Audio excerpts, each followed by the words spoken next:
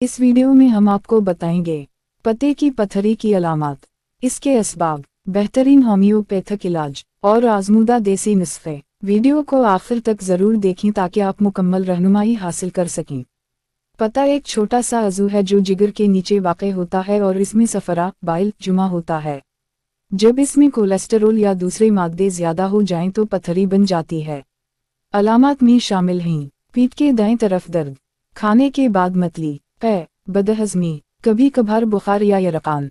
पथरी बनने की चंद आम वजूहात: ज़्यादा चिकनाई वाला खाना, मोटापा, देर से खाना खाना, पानी की कमी। ख़ानदानी तारीफ़: पथरी छोटी हो तो दुआओं से निकल सकती है, लेकिन बड़ी हो तो सर्जरी की ज़रूरत पड़ सकती है।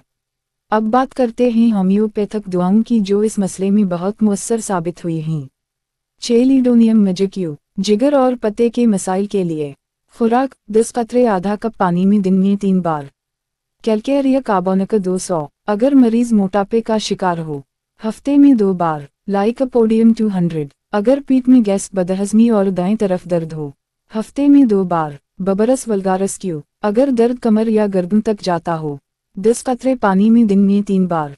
नोट: दवा का इस्तेमाल मुस्तनद होम्योपैथिक डॉक्टर के मशवरे से करें।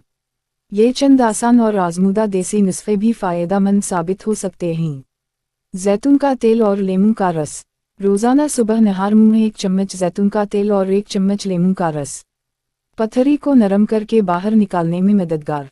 अजवाइन और काली मिर्च, आधा चम्मच अजवाइन जुमा चटकी भर काली मिर्च जुमा नीम गर्म पानी। खाने के बाद दिन में 2 बार। मूली का रस, रोज़ाना 1 गिलास मूली का ताज़ा रस जिगर और पते की सफाई में मदद देता है। पुदीना की चाय, पीठ का निज़ाम बेहतर करती है और दर्द में आराम देती है। अगर आप या आपके किसी अजीज़ को पते की पथरी का मसला है तो उन नुस्खों और दुआओं से बहुत फ़ायदा हो सकता है।